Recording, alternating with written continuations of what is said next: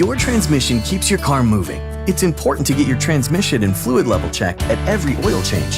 To help you know when your transmission requires attention, we've come up with this handy checklist. Your engine races, but your car doesn't move or lags way behind. Your check engine light is on. You find reddish fluid on the ground under the front or middle of your car. Your car lurches or butts when driving or reversing. You experience harsh shifting.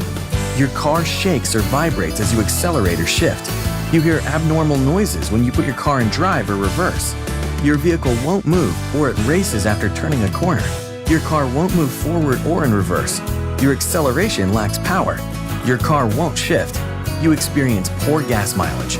If your vehicle experiences any of these symptoms, you know it's time to bring it into your closest Cottman transmission and total auto care location for a checkup. Until next time,